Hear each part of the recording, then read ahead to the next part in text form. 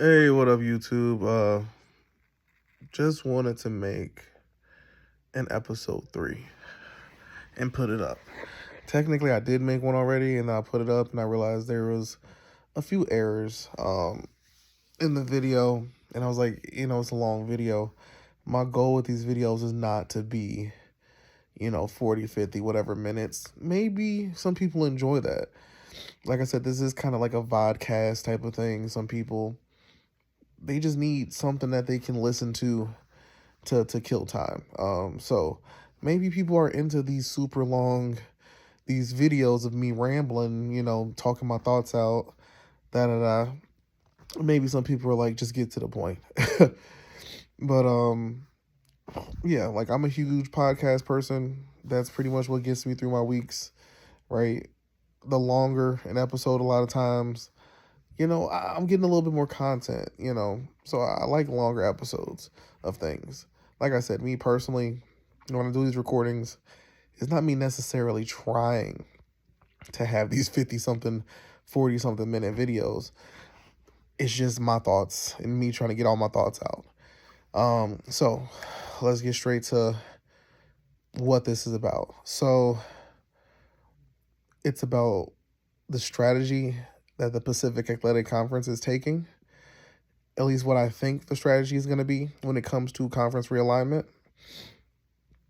and like that general overall craziness of how all this works. Like, we're literally seeing stuff just go all over the place um, in a way that I don't think anybody expected to see. It's almost like, did we need the PAC to kind of implode on itself to witness something like this happen in the history of sports? Maybe.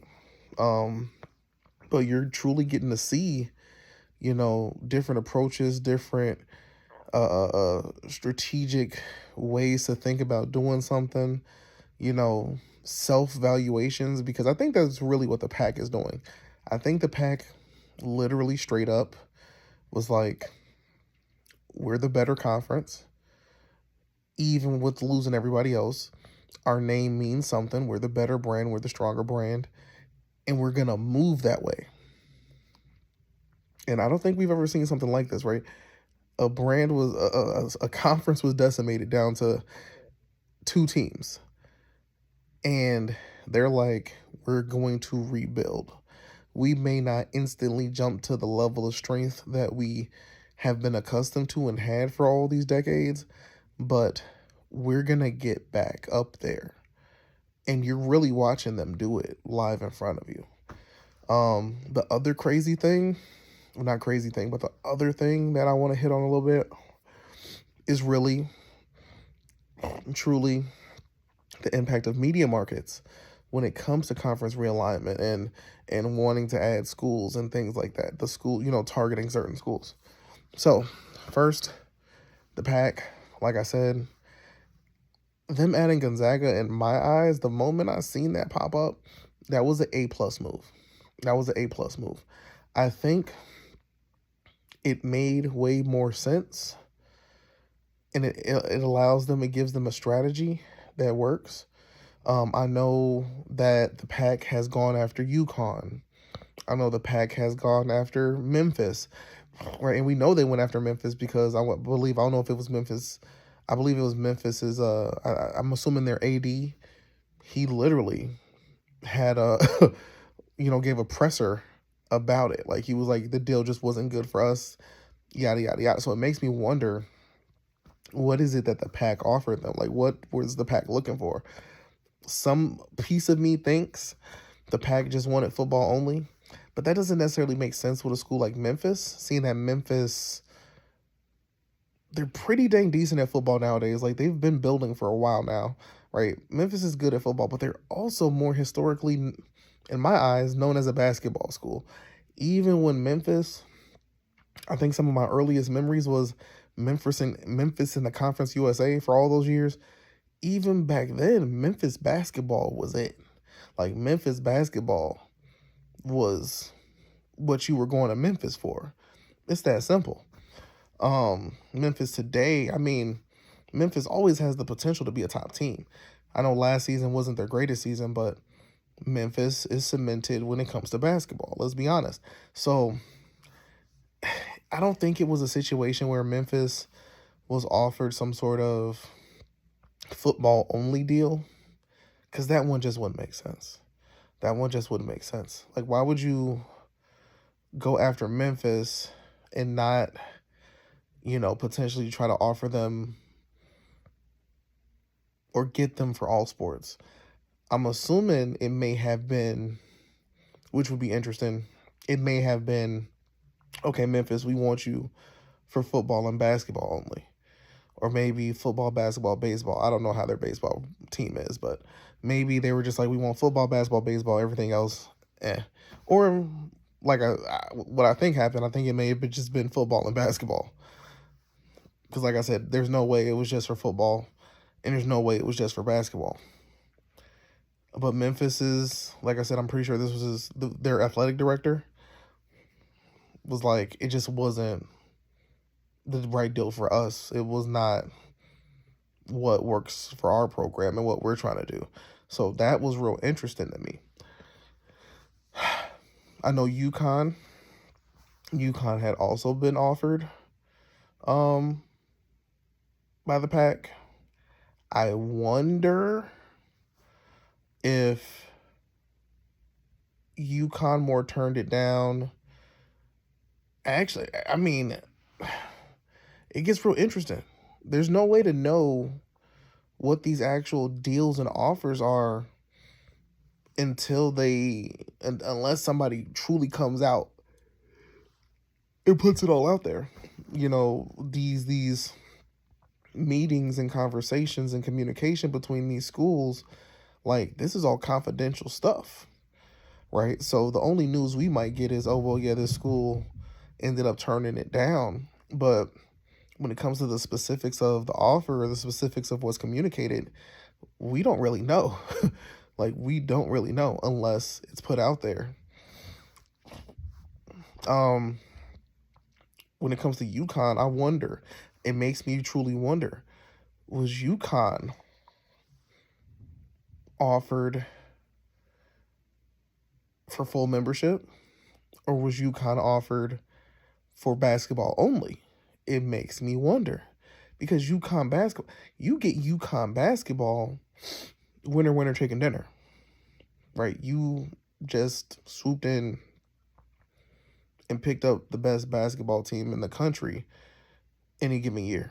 Like, UConn is basketball. UConn is, like, what I just said about Memphis and their basketball team and the program and their tradition and their history. UConn is the other school that applies to. Like, there's a set number of schools where that applies to. UConn, Memphis, and then Gonzaga. UConn, if I'm the PAC, yeah, it's just real interesting. If I'm the PAC, what offer did I make UConn? Because UConn had to have been sitting there and had to have been like, joining a rebuilding Pacific Athletic Conference for all sports don't really benefit us all that much. Our football team is still in the rebuild mode. Our basketball team, self-explanatory. Maybe with UConn, it was more of like it benefits the PAC more than it benefits us.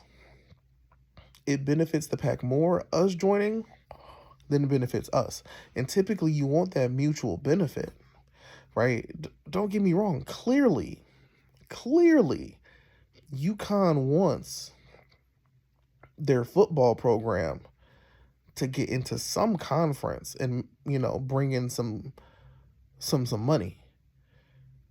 But UConn isn't necessarily just going to hold out for anybody or anything, right?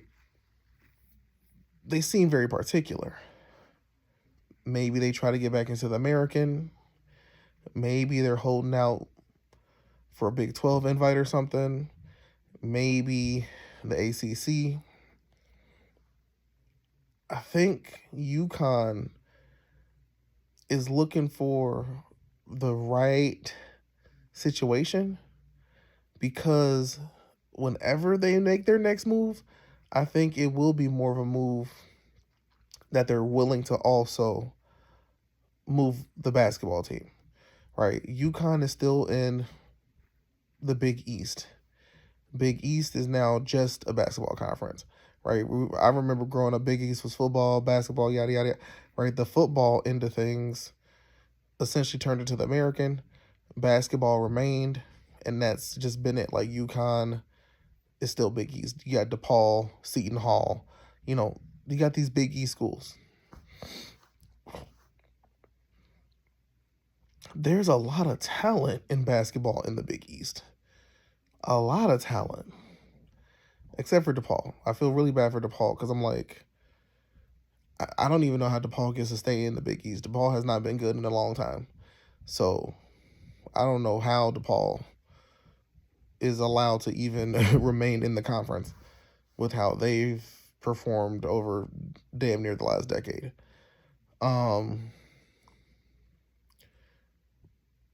Big Ten would have worked great for UConn, but to me, I'm almost fairly certain Big Ten is kind of at max capacity right now. So a Big Ten offer isn't something really coming their way. The Big 12 in basketball, I mean, your best team is Houston. Who else is good at basketball in the Big 12? I'm trying to think. But Houston, clearly, that's your best basketball program. The ACC, you put UConn in the ACC, okay. You're down there with North Carolina. You're down there with Duke. You're down there with Syracuse. I think, if anything, that's where UConn is trying to end up. I think UConn is trying to end up in the ACC, if we're being honest. I think UConn is trying to end up in the ACC in all sports. If they're going to leave the Big East, they're leaving the Big East and they're going to another conference that is suitable when it comes to the quality and caliber of basketball play that UConn, like, you want to be with the best, right? So if they're going to leave the Big East, the ACC seems like the best fit for them, geographically and just overall talent on the basketball side. Football side is just all up in the air right now when it comes to the football side of things, but ACC is the best fit for UConn. So like I said, UConn, whatever the deal was, right? Who knows if we'll ever find out what the deal was, what the offer was, what was communicated. But like, UConn shoots that down. Memphis, same thing. And then you get Gonzaga. I don't know what it was, but Gonzaga just made a lot of sense. And it works. I don't think Gonzaga is going to start a football nah. Gonzaga's not going to do that. I don't see it happening. It's not necessary. Like, Gonzaga doesn't have to do that at all. Gonzaga is fine staying Gonzaga the way they are, right? Basketball and all their other sports. They do not need to go out of their way and start a football program. Gonzaga, interestingly enough, in my eyes, being honest, Gonzaga is strong enough of a basketball powerhouse where even without a football program, they were a big fish. Like I said, UConn, the Dukes of the world, North Carolina, Kansas, Memphis, Gonzaga, Villanova, right? There was a list of schools where basketball has kind of been king for a long time, right? So basketball is so big when it comes, for Gonzaga, where it's like it makes up for the lack of football. It really does. When you have a basketball program that 9 times out of 10 is going to be in the Final Four and could potentially win it all, That makes up for your football program when you have a basketball team that performs like that year in, year out. Because if Gonzaga had football, more than likely Gonzaga was not going to be a top performing program in football. Like, I'm not saying it's not possible, but the likelihood was low. I'd rather have excellent A+ tier basketball program in my conference than to have, or than to also need them to have, a football team that's barely becoming bowl eligible every year. Like, it's not necessary. You all do enough on the basketball end to make this work. Strategically, I think what the PAC is about to do, and I'm pretty sure there's a few other people who see it.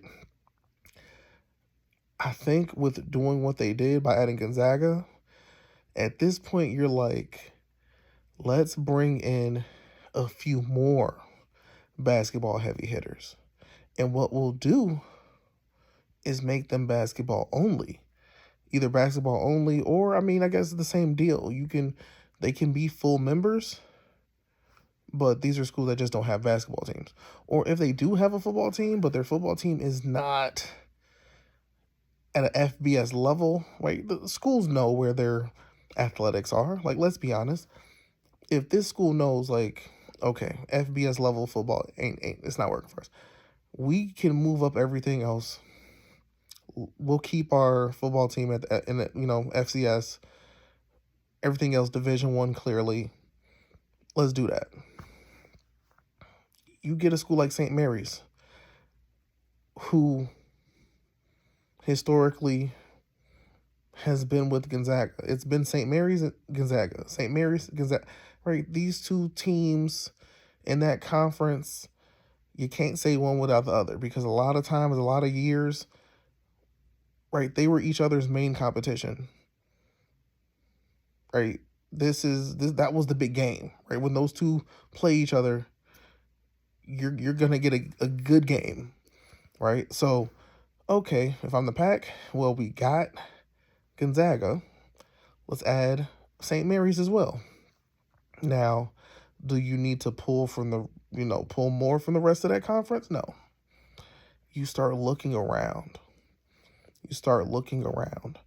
What other schools could we potentially, maybe geographically based, what other schools could we kind of go after that could work with, right? If we're going to add Gonzaga, St. Mary's, and those essentially be schools that are only going to compete on the basketball side, okay, that's 9 schools we're looking at, right? Because Gonzaga is now the 8th member. If I add St. Mary's, that's now 9. What I'm looking for, I want a 12-team conference when it comes to, basketball, right? I want 12 teams. I do. I want 12. We're at 9, so I need to add 3 more. Creighton, I think you go after Creighton. Honestly, right now I can't think of another 2, but I think Creighton is another target. I think it's very possible that the PAC pops up in somebody's email, some letters start coming in. Creighton, how would you like to be a part of the Pacific Athletic Conference? I don't even know if Creighton has football or not. I'm assuming that they don't. And if they do, right, we want to add you for all sports, maybe except for football, right? Because let's be realistic. To jump, it's difficult. When FCS teams are ready to try to jump to the FBS, they typically know. They typically start making moves. They start doing certain things. A school does not have to force their a certain sport to play at a certain level just because. So I wouldn't even look at it as disrespectful. Like, let's say, because like I said, I don't know if Creighton has a football team or not. If the PAC was like,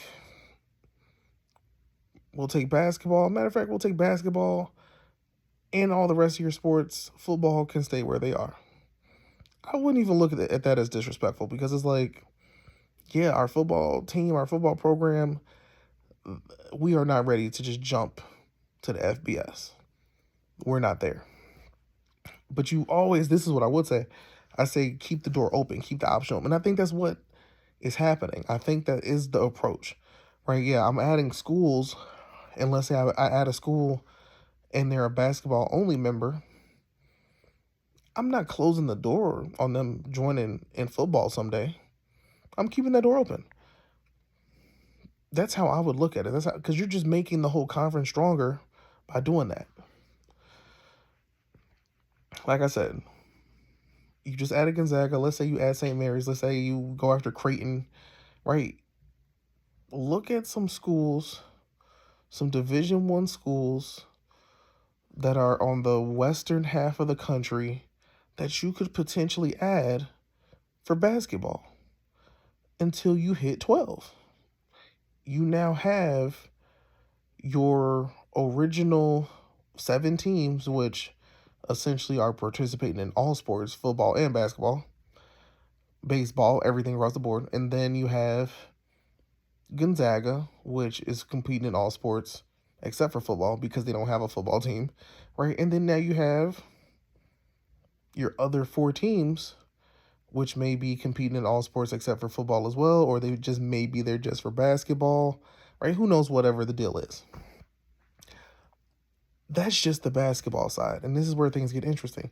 That is just the basketball side.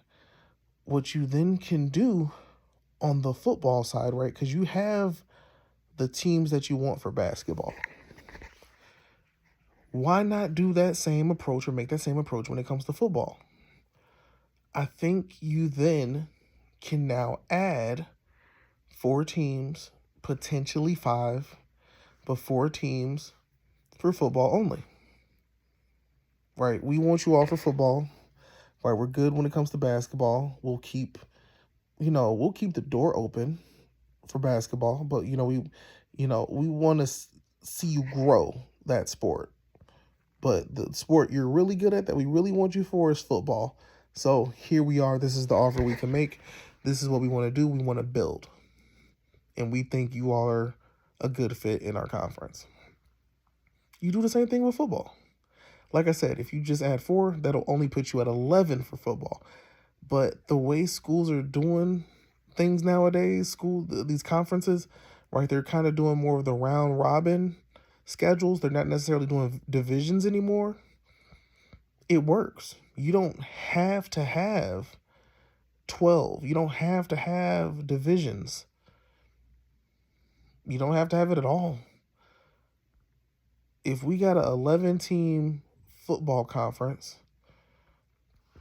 and we have it where you're going to play 8 conference games, you're only going to really miss out on any given year on playing 2 of those schools. And that's fine. That's not the end of the world. You're just going to miss out on playing 2 of those schools. Or maybe you do it, you make it a 9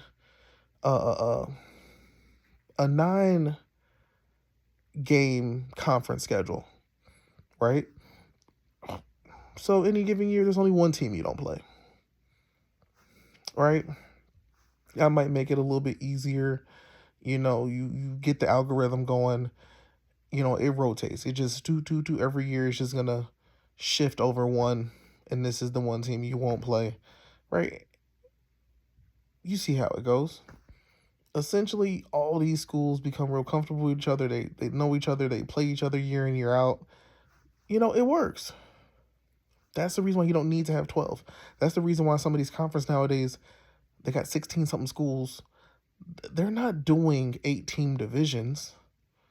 They're not doing 8-team divisions and then playing a 8 or 9. No, they're just doing whatever little generated round robin type of joint, and May the best man win, right? They it's all an algorithm that's doing the scheduling at this point. Like it makes it work a little bit better. There's a way to do it so you end up over the years, you end up playing everybody in the conference. Some years, yeah, you won't play clearly everybody. That's just how it works. So you have, like I said, potentially a 12 team basketball conference, 11 team football conference. But in reality, here's the real smart part. Here's where you get the strength of the conference. You have a 16 team conference. Technically, for the schools that are just there for football only, I guess they would be more considered as affiliate members. But those affiliate members, based on who they are, whomever they may be, that's like if I remember correctly, I'm not sure. I'm assuming that it still goes like this. I'm not 1,000% certain. It's just like Notre Dame being basketball only in the ACC. Yeah, they're basketball only in the ACC, but it is Notre Dame. Like, it's Notre Dame. I don't think Notre Dame, it does not hurt in any type of way having Notre Dame as an affiliate member for a sport. You get what I'm saying? Like, it's not the end of the world. So, yes, the PAC could create a situation or create something where you have a 16-team conference. Some of those teams are more there for basketball. Some of those teams are more there for football. And there you go. But all those teams being there, to me, it works and it makes a lot of sense. And they're doing something that you would not have seen before. SEC, I'm pretty sure every school we see that's in the SEC, for the most part, is full membership. Now, I want to start using my definition of full membership. My definition of full membership, we're talking basketball, football, and probably baseball, right? That's kind of more my definition of full membership. Now, because like if you want to get into hockey, like not every school has hockey, right? And then there are some schools that do have hockey. You got some schools that got rugby. You got some schools that have swimming. You have, right? Not every school has every program. So it just doesn't work like that. But full membership, to me, you're going to compete in baseball, you're going to compete in basketball, you're going to compete in football. And when I say baseball and basketball, I also mean women's basketball, and I also mean softball. So those 5 sports, that's what I would consider full membership. Like I said, Gonzaga is the special situation because, well, Gonzaga just doesn't have a football team. So they're full membership, but they just don't have a football team. And that's what they're in there as. Here's the other interesting wrinkle in the situation. Reports are out there. For all I know, this is all speculation. It might be all some BS. But reports are out there that right now, the Pacific Athletic Conference, this was after adding Gonzaga, is getting a media rights evaluation done, which makes a lot of sense. I don't know how a media rights eval goes. I don't know if it purely just goes based on the number of schools that are currently in the conference. I'm not sure if you can also throw in like a list of schools and have them run a calculation on the what if, right? And I would think that would actually make sense to have that be a part of a media rights eval, because if you're looking to add programs, looking to add schools, you want to know on your end, is that value worth it? A. And then B, being able to see or being able to show that school the value that they bring to the conference, which leads to a stronger, better media rights deal then I would assume like that's something you can do. So if the PAC is actually getting this evaluation done, well, yeah, clearly they're evaluating based on who they have, right? And they probably want to see how much money can we get. Like, if this is all we had, if this was it, what would the number be when it comes to media right deal payout for our schools? Then, like I said, you can probably potentially also then start running the calculations on what if we went and added this school, this school, this school, da da da, right? Then what would the number look like? I think if you think about what I just said about the PAC adding um, 4 more basketball focused schools, and then they add 4 football focused schools, like they're there specifically for football, and you have these other 4 that are there specifically for basketball, right? But now you really have, like, I guess technically you would have 8 straight up full-time members, and then you'd have 8 affiliate members. But overall, right, if I was them, I'm pushing it, the branding, all that stuff. This is a 16 team conference. This is the Pacific Athletic Conference, right? This is the PAC, or maybe they rename it.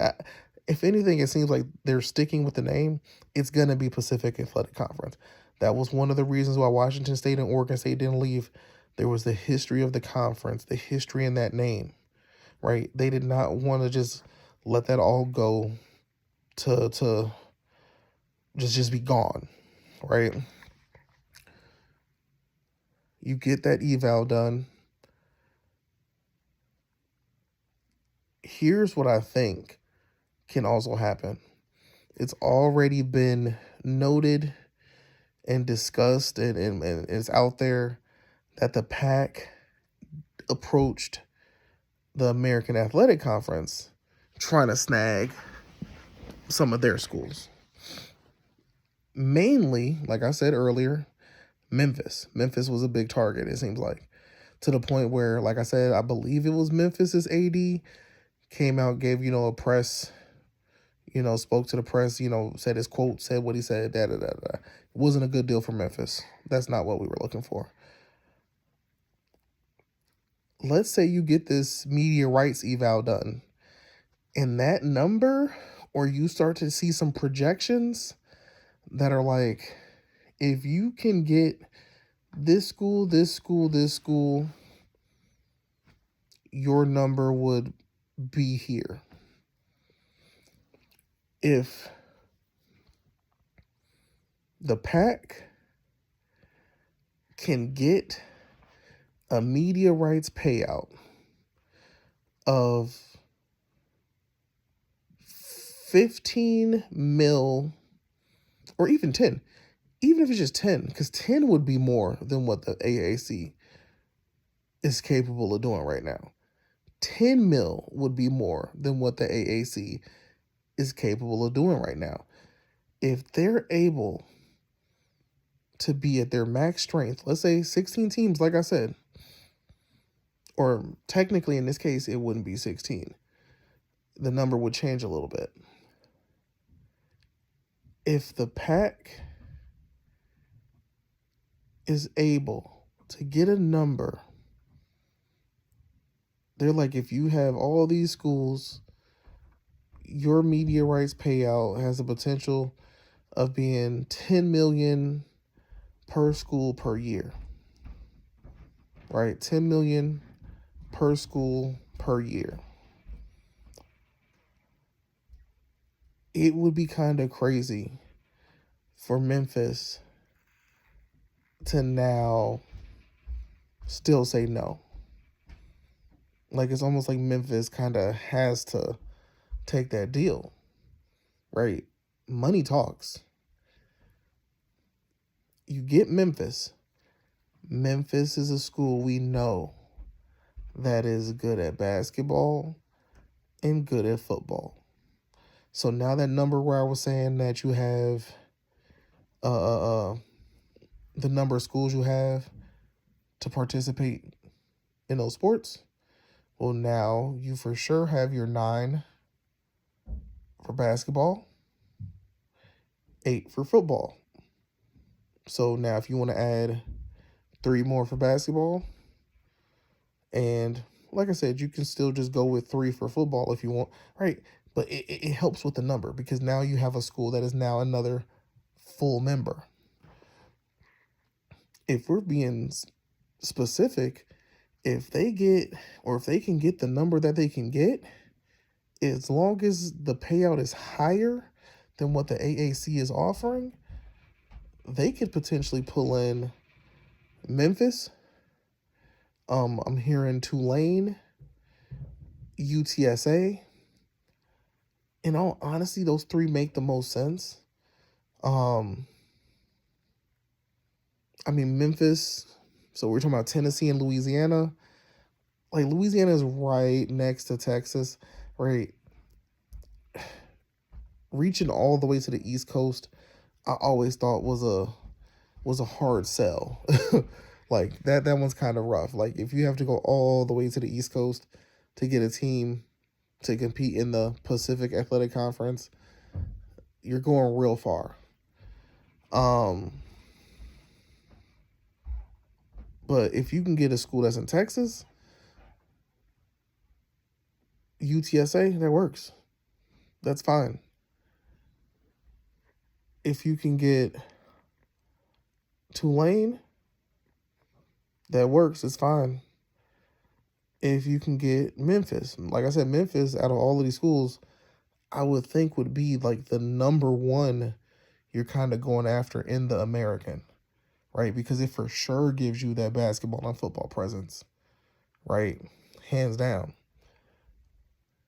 If you add those 3, right, we had 8, 9, 10, 11. Now you're at 11 members. You're at 11 full-time members, right?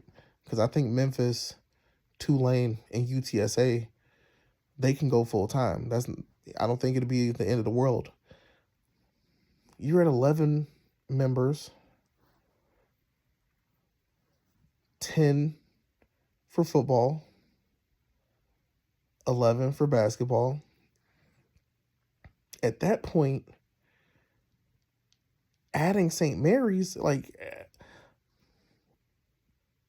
adding St. Mary's for basketball only or something like that, or, all sports, because I don't know if St. Mary's is a football team. I'm assuming that they don't, right? Adding St. Mary's as your last final full member in the same kind of deal as Gonzaga, there you go.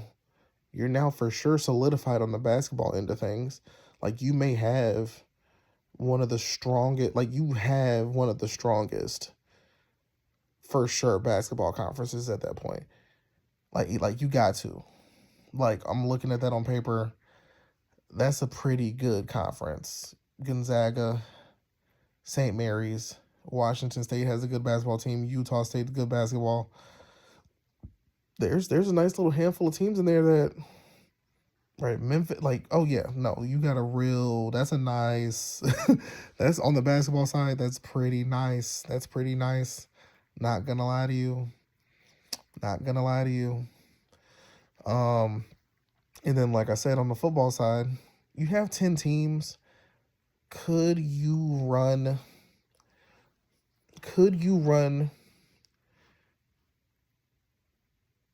I mean, this may be the perfect situation for that. You run a 9-game conference schedule.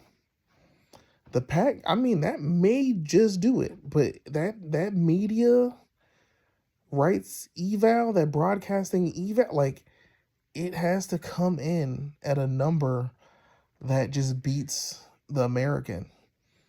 Because now you're putting the American in a situation where it's like, how the hell, how they can't do anything. The American is kind of locked in their current media rights contract. I want to say their media rights contract is good till 2030 or 2031, one of those two. That's kind of locked in. I don't know if ESPN or whomever their deal was with, I know it's primarily, I want to say primarily with ESPN. I don't think ESPN's going to be like, we are so committed to the American, we're going to tweak your deal. We're going to throw some more money at y'all because we want to keep y'all together. No.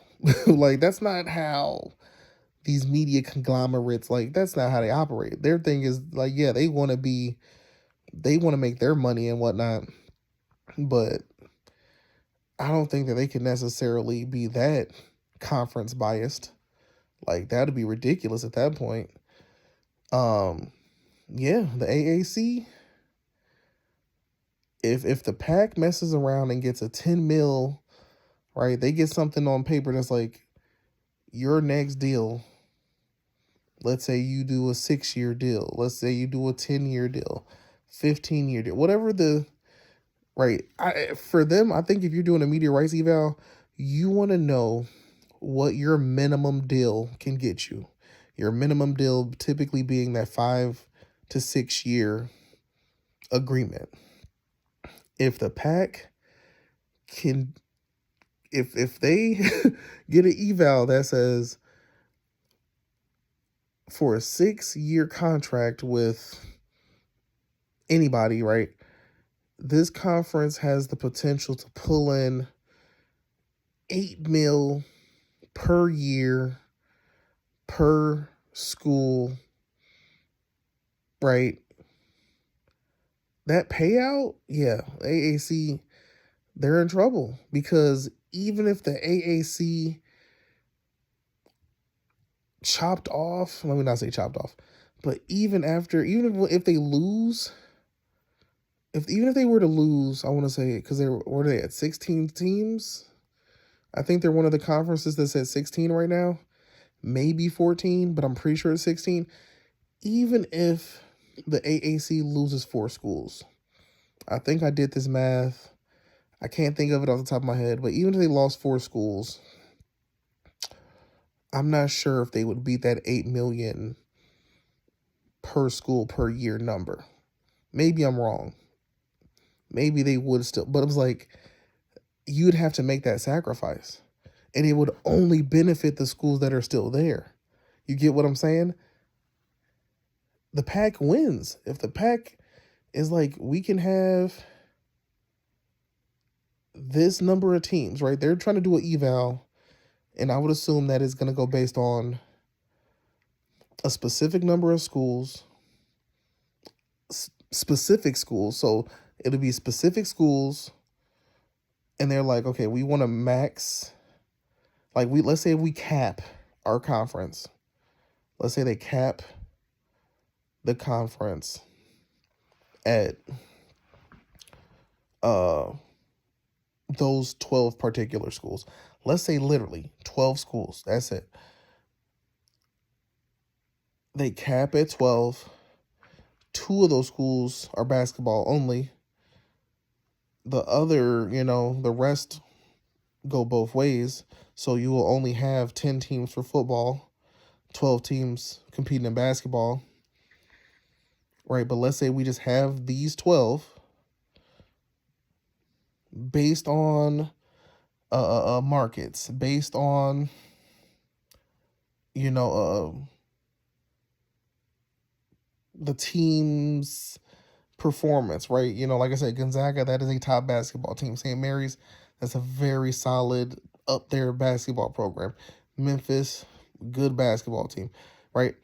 Based on where these programs end up year after year in their respective sports, like, what's the deal we can get? Like I said, if they end up getting a number that's like, for 6 years, which for the most part seems like the typical minimum deal that a lot of these conferences do, 6 years, just those 12 schools, you all can land a deal that would pay out 8 mil per school per year. There is no way. Yeah. Like, So you're telling me we can be in a conference making the money we're making without having to be bloated? Because I think that's another thing a lot of conferences are doing right now.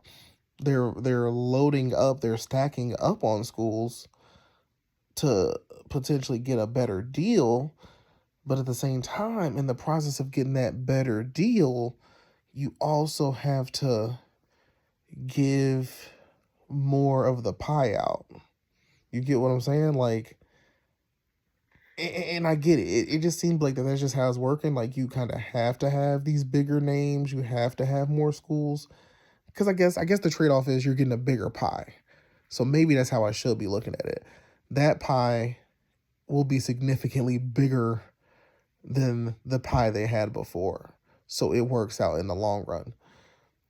The PAC, honestly, I think they could get a deal that's worth more than 8 mil. I'm just telling you what the minimum would need to be to for sure start cherry picking some of those AAC schools. Like, it would be kind of, I don't know if those schools can necessarily turn that deal down, especially if the number gets higher. Oh, the PAC has a 10 mil payout. We're literally telling you, you will get 10 million every year for the next 6 years joining this conference. And the conference is only going to get better, stronger. The more years we're together, the more we're performing. Let's bring home a basketball national championship. Let's get into the college football playoffs and make some things happen. The valuation is only going to keep going upward. The money's only going to keep increasing.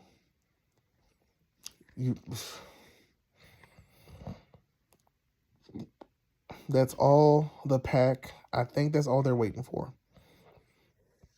Now, let's say, here's the other situation. Here's another added part of just the media eval, the media rights eval. I was just saying, like, if they get a media rights eval where they're bringing in, or they can offer 8 mil a year or 10 mil a year to a school, oh yeah, they're definitely jumping into the AAC and trying to poach.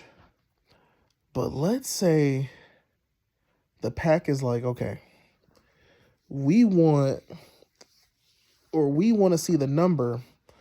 What would the number look like if we had Arizona, Arizona State, Utah, and BYU a part of this current 8 teams? If we had those 4 schools a part of the current 8 that we have, what would our media rights eval be then? And then on top of that, okay, now they're like, okay, let's run a calculation for Arizona, Arizona State, Utah, BYU, Stanford, and Cal. Let's add 6. Let's add those 6 into this calculation. Let's make it a 14-team conference. 14-team conference. All of them are full members. You'd have 14 for basketball, 13 for football.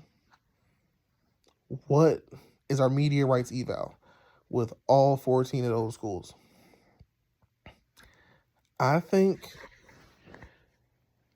if the PAC runs that calculation for that what if potential scenario of adding those schools, I truly do think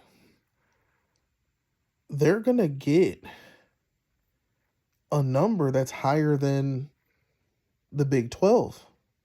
The Big 12's magic number is 30 something million. The Big 12's number, actually, no, is it 30 something million? I want to say, I'm pretty sure it's like 30 something mil. It got to be 30 something mil. Maybe I'm wrong. Fact check me on that one. But I'm pretty sure the payout, and see, like I said, the Big 12 is a conference that has a lot of schools in it.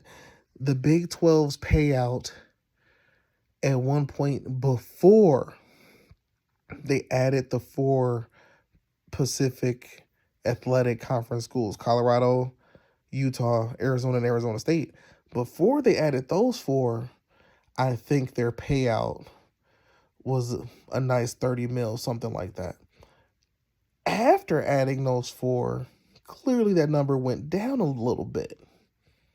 So, yeah, if the PAC gets a number and that number is like 30, 32 mil, right? We're telling you for a fact that if we have these current 8 schools and if you four agree to join,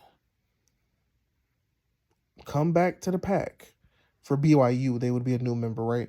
But for Utah, Arizona, Arizona State, coming back to the PAC, if you four join and we have this 12 school conference, the payout will literally be 30 mil per school per year for, and let's say their contract, like I said, 6-year contract. 6-year contract. Those, like, I can't see them turning that one down. I can't see them turning that one down. The funny part is this. That was the original deal that ESPN made to the PAC. That was the original deal that ESPN made to the Pacific Athletic Conference.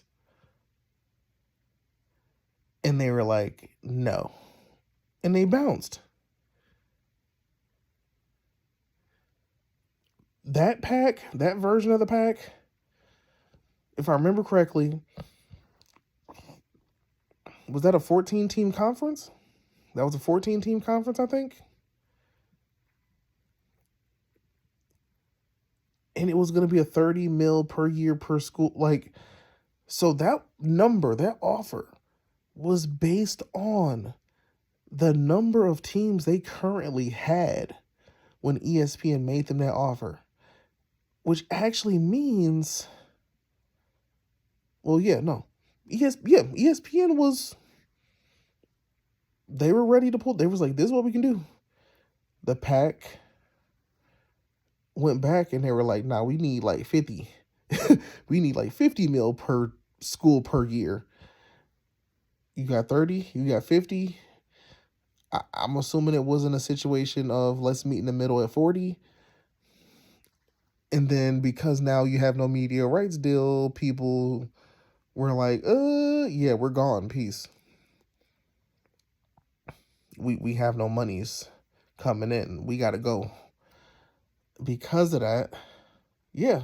If Arizona, like, if they get approached and they were like,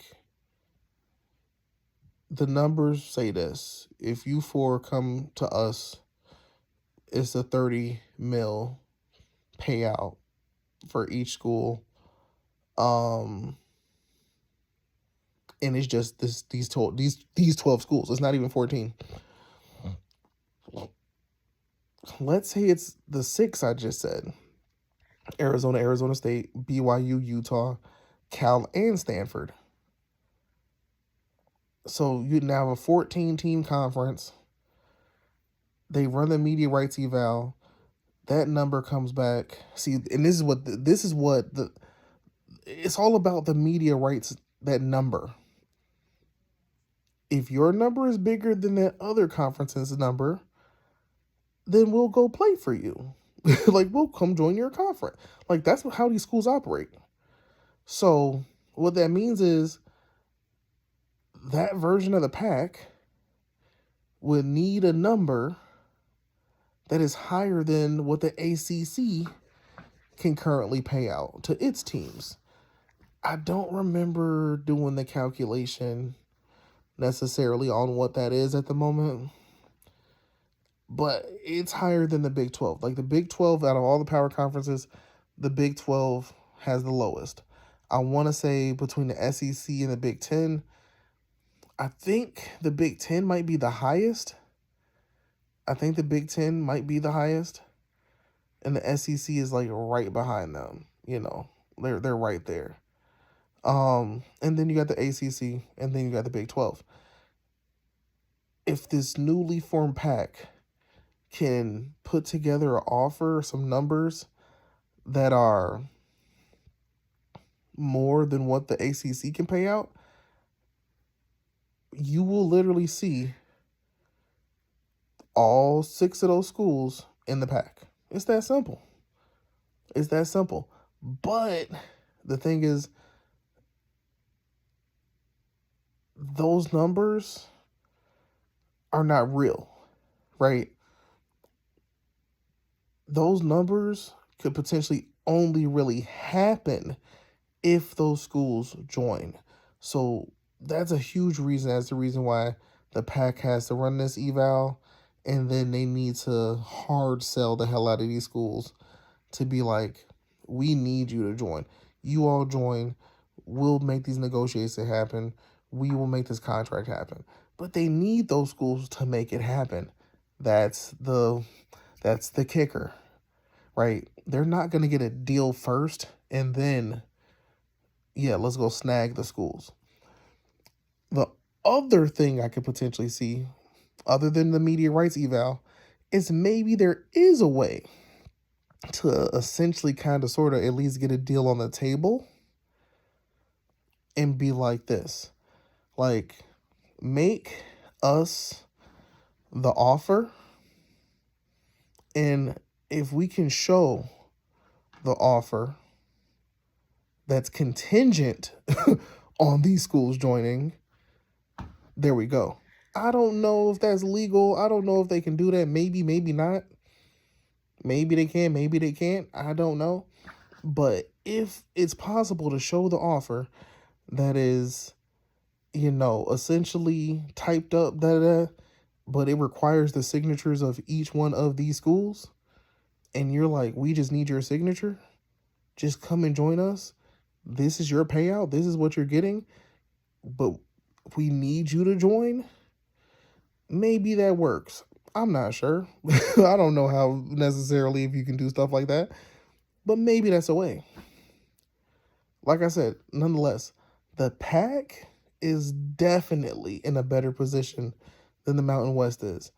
The PAC making that one move of adding Gonzaga just opened up a whole door of possibilities that I don't think people realize are there.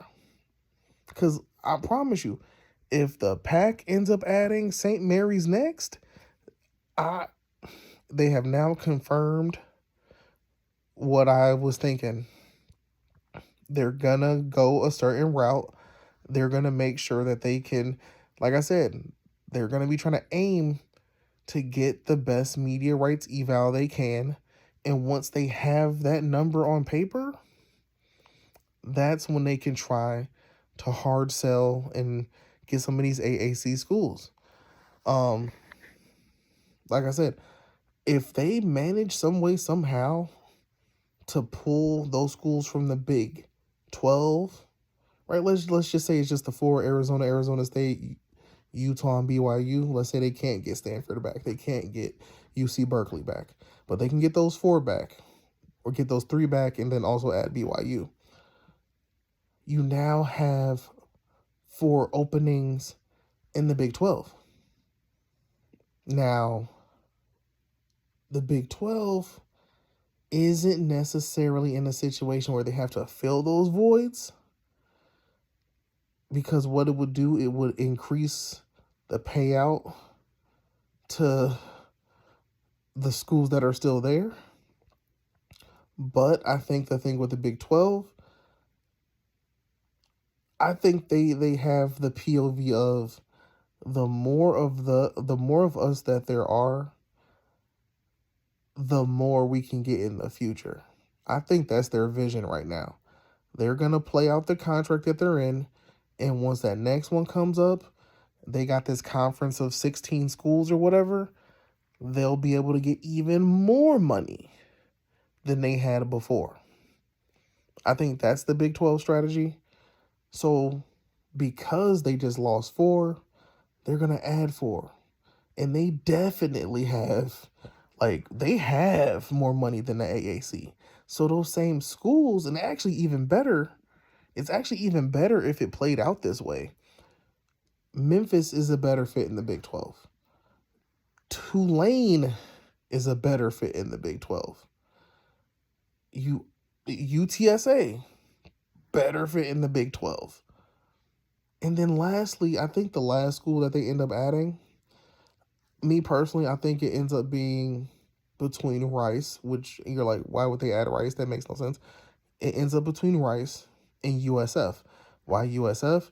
USF has a pretty decent basketball team, and UCF is already in the Big 12. So it makes a lot of sense. Why Rice? Rice, at this point, I think like multiple of Rice's rivals would be in the Big 12. So Houston is one of them. I want to say, who am I missing? I can't think of who all, but it's another Texas school. It's a academic powerhouse. Yes, they are not good at football. I don't know how they are at basketball, but I'm assuming not good as well. Their bread and butter is more baseball, so it doesn't hurt. Your baseball in Texas, that's not bad. Is that as glorious as being a basketball powerhouse or a football powerhouse? Nah, but right, adding Rice would not hurt. Right, so like I said, that last school could either be USF or Rice. And then this is what now happens. You now have created a domino where now the American Conference would kind of be in shambles. I'm not going to lie to you. They lose 4 schools, right? This would be like another year where they just keep seeing their schools come and go, come and go, come and go. Now they have holes they need to fill, right?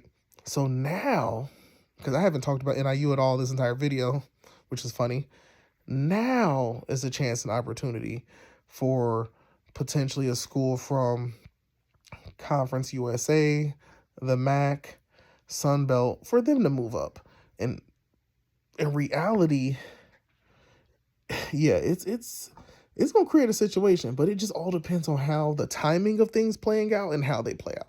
Timing and how they play out is what it all come down to, especially timing. Because once again, I haven't mentioned the MAC and NIU until now. I also haven't really talked about Mountain West at all. The Mountain West, they're in a worse off situation, I feel like, right? Because the Mountain West is trying to replace the schools they lost, but there aren't that many options that they can go in really, because the Mountain West doesn't have AAC money, and everything is trending right now toward them not being able to get that level of money. Right now the Mountain West should be trying to hope and pray that they can even renegotiate for the same amount that they currently have coming in, which is 4 million per school per year, right? So losing a lot of their heavy hitters and trying to replace them, and then trying to be like, okay, this is who we got. We want the same payout that we had these last whatever years, could be rough. A lot of people are predicting that number is going to decrease. It's not going to increase. So it gets a bit iffy. Then you got the MAC, who their contract finally expires in like 2027, and then now that's a rough situation, because now the MAC is like, if NIU or Toledo or NIU and Toledo leave, it hurts their bargaining power. It really does, especially NIU. NIU, out of all of the MAC, has the best media market to be in. And people, I argue with NIU fans all the time. They're like, well, the Chicago market don't apply to us. I'm like, yes, it does. I'm gonna just transition. I'm gonna transition because I've been literally just spent the whole hour talking about the PAC, which I didn't even think was possible. NIU, when they made their pitch to the Big 12 back in 2015, 2016, and whatnot, their pitch was the media market, the Chicago media market. The Chicago media market is number 3 in the country. Only New York and LA are ahead of us. Chicago is number 3. It is solidified. People like to think, and when I say people, I mean NIU fans. The pessimistic fans do not understand how that media market plays in for NIU. Oh, NIU's they're only a small part of the market. They barely are gonna get any market share. Da da da da da. First of all, NIU is one of 3 FBS teams in the state of Illinois. That's huge when you think about it, because you can go to a lot of other states and they have tons of schools that are in the FBS. Texas, a bunch of schools that are FBS level. California, a bunch of schools that are FBS level. Florida, a ton of schools FBS level. Here's Chicago. Here's Illinois. Here's NIU. And you're telling me the only other schools that are technically benefiting from this multimedia market of Chicago are Northwestern and U of I. Northwestern is the closest to Chicago. It's like literally right there. You can get to NIU quicker from Chicago than you can to Urbana-Champaign. These are facts. It's that simple. These are facts. NIU is a part of the Chicago media market, whether people want to believe it or not. Here are the facts. Just paying attention to the games we've had this year and where they aired. Our first game of the season was against Western Illinois. That was on ESPN Plus. Doesn't count. Throw it out. Second game of the season was against Notre Dame, who we beat on national television. That was a nationally televised game. So people all over the country were watching the game. But here's the other part you got to think about.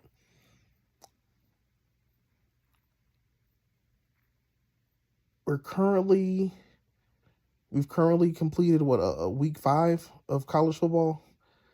The NIU versus Notre Dame game still ranks second highest of the Notre Dame game viewership this season so far. The only one higher than the NIU versus Notre Dame game was Texas A&M versus Notre Dame. And that was week 1 in prime time. So, yeah, duh. They did gangbusters on that one.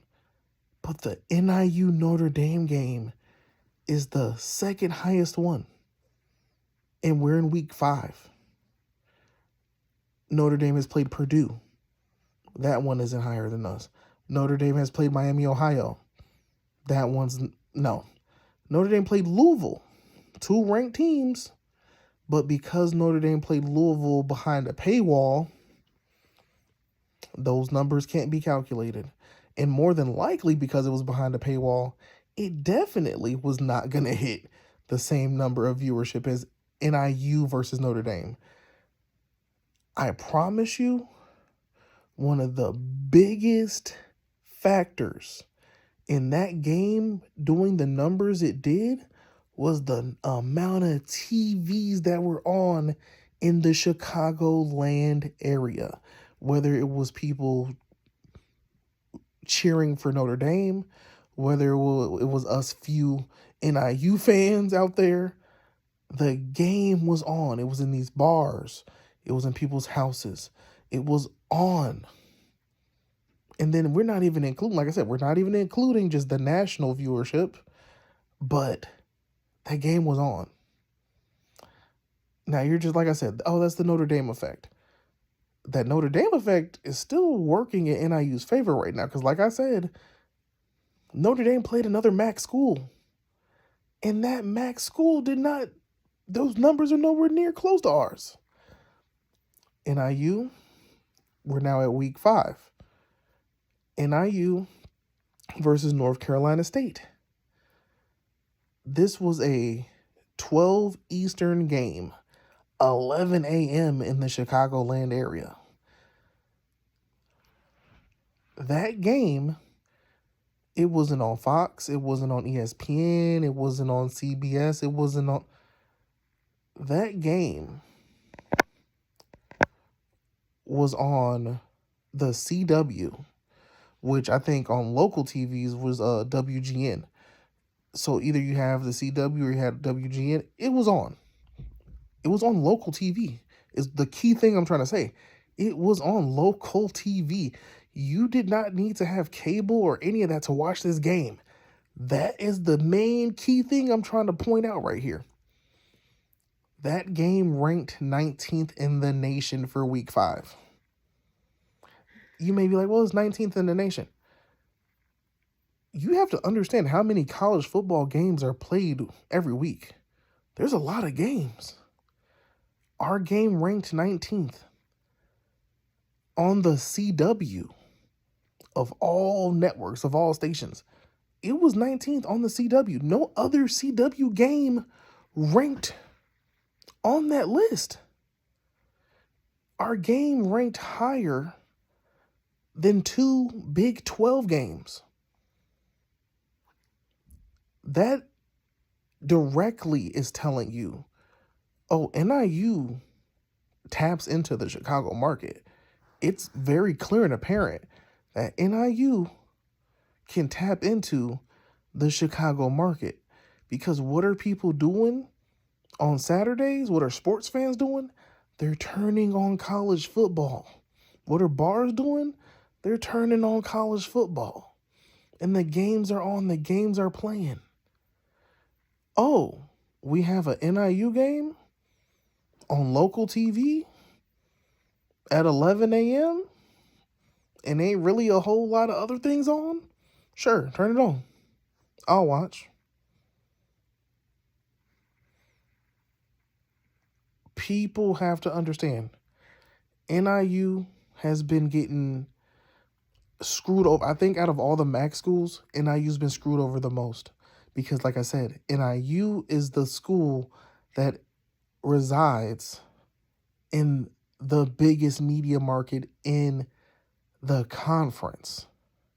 Yet, NIU is the one team that they're relegated to. Right. They got all these weekday games, right? Because good old Maction. So we get stuck with a bunch of weekday games, which kills our attendance, right? Viewership might not be bad, but our attendance it's cooked. It's cooked. Don't get me wrong. A lot of people, oh, it's a Tuesday night, it's a Wednesday night, no NFL game, college football. I've heard of NIU before. I got nothing else to watch. Okay, I'll turn it on. I'll watch it. Right? I'm sure those numbers are pretty damn good. It kills the college atmosphere. It kills the actual physical attendance, because the students, they can't go to the game. If I got an 8 a.m. class, I can't do it. Like, this is going to go too late. I got to study. I got to do this. I got to do that. There's a reason why Sunday is for the NFL, Saturday is for college football. Once they started trying to expand and do these weekday games and it really kind of messed a lot of things up. NIU being where they are, these weekday games are no bueno for us, because you're killing our attendance. NIU needs either Friday night or Saturdays. Friday night or Saturdays. Let NIU take advantage of the Chicago market. And in NIU taking advantage of the Chicago market, technically it is the conference benefiting from the Chicago market.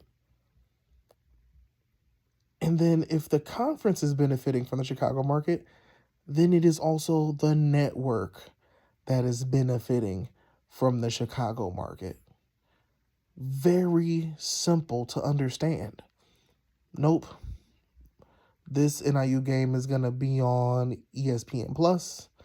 This NIU game is going to be on CBS, CBS. Like, I'm like, yo, can we just get our stuff on local TV, please? After watching that game on the CW, instantly I was like, yo, NIU or the MAC, you all need to get the CW on the phone, because if that can be an outlet for you all getting your games on actual local TV on a Saturday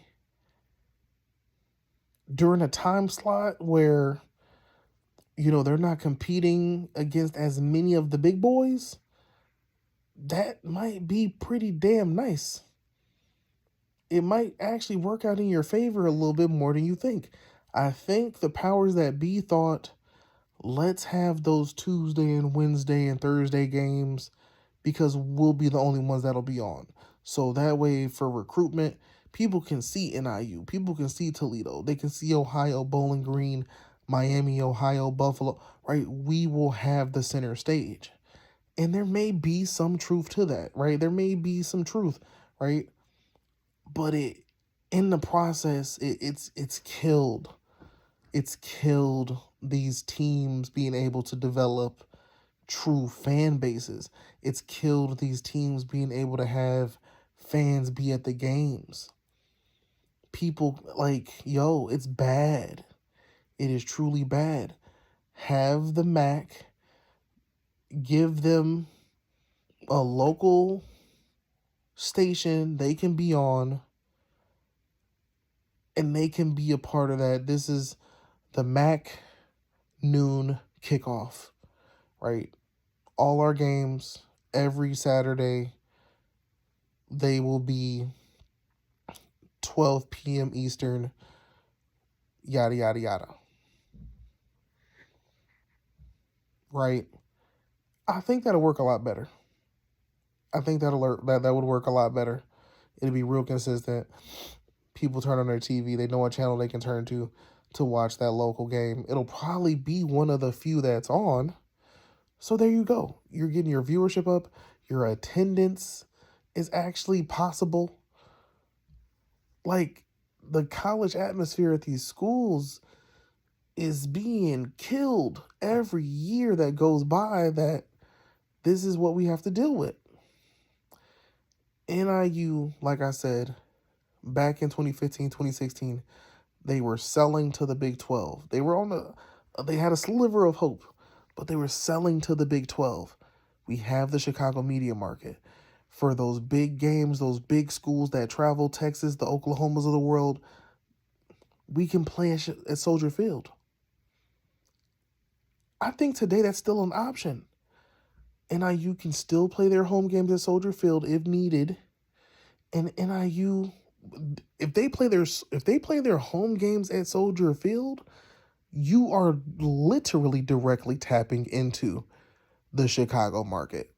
It doesn't get any better than that. You're at an NFL stadium in a major city in the third biggest media market in the country. NIU would take off. Like, if we were ever to get that shot of being in the Big 12, and they were like, you know what, we'll test out your theory that if we add you, if we, cut y'all in on the payroll, like y'all are getting millions of dollars that you've never seen before, right? Let's see if you all can truly transform your program, transform your school, transform your university. They hands down would. If you're telling me you're giving NIU $25 million a year for the next 6 years, DeKalb would look like a different place. The university is a different place. The football team, the basketball team, the baseball, athletics, completely transformed. All NIU needs is the chance and opportunity because they've been making something out of nothing for the last 20 plus years. Let that sink in. Making something out of nothing for the last 20 plus years. And we're literally right there in the third largest media market in the, I want to curse so bad, in the country. We don't have to compete against a ton of different schools for that market. It is literally just NIU, U of I, and Northwestern. That's it. That is it. NIU, U of I, Northwestern. That's it. We're not down in Texas where it's like you got University of Houston, Rice, Sam Houston, UT Austin, Texas A&M, right? You got just schools on top of schools on top of schools on top of school. And don't get me wrong, I get it that each one of those cities I just named are their own media market, right? Like Dallas is a media market, Houston is a media market, Austin is a media market, right? All of those places have their own media markets. But it's like, that's a lot of, it's just a lot. And Illinois is just those three. It's just those three. If you're telling me that the Northwestern game is at this time, the U of I game is at this time, the NIU game is at this time, and if I really look at them, I'm like, I can actually watch all three games in the same day. I could actually watch the NIU game at 11. I could watch the Northwestern game at 2:30, and then I could watch the U of I game at 6, whatever. Right? Or it switches up, it changes, it alternates. Maybe one of these weeks, both of those, the Northwestern game and U of I game, are in the same time slot. They're at the same time, right? Maybe the NIU game is later. Maybe the NIU game is at that same 2:30 time slot. Whatever it is, people will view. People will turn it on. If I'm watching the Northwestern game and Northwestern's losing, but NIU is beating the hell out of somebody, I'm probably gonna watch that NIU game. I'm gonna keep it on that channel. Most of these TVs nowadays, they have multi-channel setups. I could have the NIU game on, the Northwestern game on, and the U of I game on all at the same time. If the powers that be have it set up, I could watch multiple at the same time. So NIU would be a huge get for a lot of conferences. But NIU has never really been able to show the numbers. I think the Notre Dame game and the NC State game, for the first time in a very long time, NIU was able to be like, hey, the world's smallest sample size. But look at that game and look at the NC State game. The NC State game is a dead giveaway because, like I said, you're on the CW and you have Raleigh, North Carolina, and you have Chicago, Illinois. There is a reason why that game ended up higher than quite a few other games, because I think you had a ton of people in Chicago who had their TVs on, who were watching multiple football games, and that game was on. You, of course, had people in Carolina and in North Carolina who were watching the game. But I think the Chicago market, there were more TVs on. I'm almost really truly willing to bet there were more TVs on in the Chicagoland area who just had that game on than there were people in North Carolina watching that game. Maybe I'm wrong. Maybe it was 50-50. Maybe there were more people in North Carolina. But the thing that gets me, you had also 2 Big 12 games that ranked underneath the NIU NC State game. So you have 2 games on, or 2 games that came on that week that were both Big 12 conference games, and they ranked lower than the NIU, right? I would want to see, it makes me want to really see what the hell would a NIU versus, what would NIU versus Houston look like? What would NIU versus SMU look like? What would NIU versus UCLA or something? Like, I want to see what these numbers, like I said, I want to see what these numbers would look like at the right time slot, right? Let's not, like, that's not going to be a prime time game. Maybe most likely that's a 12 Eastern, 11 a.m. Central game, which actually benefits those West Coast teams because, yeah, typically if we're doing 11 a.m. on the West Coast, it's already going to be 1. That means it's 1 o'clock here. They kind of get to benefit because a lot of time their games are later in the day. And it hurts. It actually hurts them with those games being so late in the day.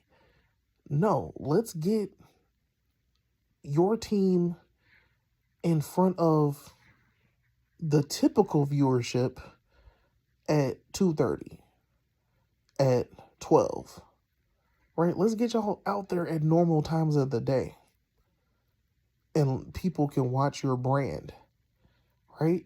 NIU, I just want to see them play another school that's also in a top 10 media market. And I want to see what those viewership numbers would be. That game could be, let's say it's on Fox. Let's say that game is on the CW again. Let's say that game is on NBC or CBS or whatever sports media outlets there are. I don't even want to do ESPN because, like I said, 99% of the time, I'm pretty sure you have to have cable. You have to have cable to get ESPN. I want my stuff on a straight up traditional local channel. I don't want my stuff on cable. I want my stuff on a straight up traditional local channel because more TVs in my region or in Chicago basically can watch that game. Not everybody in Chicago may have cable, but there's a higher chance of folks in Chicago having the basic channels. I'll take that. Now, let's be realistic. They probably got cable, basic cable, which will have ESPN. But like I said, local, easier to get to. Way easier to get to. NIU, they're going to benefit somewhere in here from what the PAC is doing. At the end of the day, if we just end up in the Mountain West Conference, I still think it's an upgrade. I'll be honest, I think it's an upgrade to what we've been dealing with the MAC for all these years. Best case scenario, NIU could potentially end up in the American Athletic Conference. I think that could happen. It would be a kind of miracle for NIU to get a football-only invite to the PAC. But if that happens, I'm definitely taking it. I don't think NIU can turn that one down. I think the PAC has very high potential. They have high potential to get a good deal. I really think they have high potential to get a good deal. And the schools we would be playing, for instance, like I said, if it's an NIU game, NIU versus San Diego State, that's really the San Diego market and Chicago market now collaborating and making viewership happen. Those are two pretty dang good markets. San Diego, pretty strong. I know Fresno State. Fresno State is what, Inland Empire? That's a pretty strong market. It is. You have to look at it from that POV. City versus city. Market versus market. It's not even market versus market. It's more of a collaboration. It's both of these markets coming together to generate viewership. NIU has a piece of the Chicago market whether people want to realize it or not. And it would be huge to have them in your conference. Like I said, if the Big 12 ever, for some random reason, they just get bored, you know what, NIU? Let's try this out. I promise you, I can see it right now. The amount of Big 12 advertisement would be super dope in the Chicagoland area. Because I'll never forget the Northwestern, Big Ten Chicago's Big Ten team, right? I'll never forget those ads, right? Northwestern, that's Chicago's Big Ten team. Well, here's NIU, Big 12's Chicago's Big 12 team. Like, yo, like that's dope. You can't, right? That'd be dope. The marketing is there. It is all there. And your viewership, whether they want to believe it or not, it will be higher than a lot of your other spots. It'll be a lot higher than you think it'd be. You just got to make it happen. Leave a comment, leave a like, leave a criticism, whatever you can think of. I like recording and stuff. There's a lot of updates going on with it, so it seems like there's something to talk about every other day because there's a new update and all of this going on. So, let me know if you want to if you want me to keep doing this. It's not going to last forever. I'm not going to do this forever, but this is something I enjoy talking about. Peace.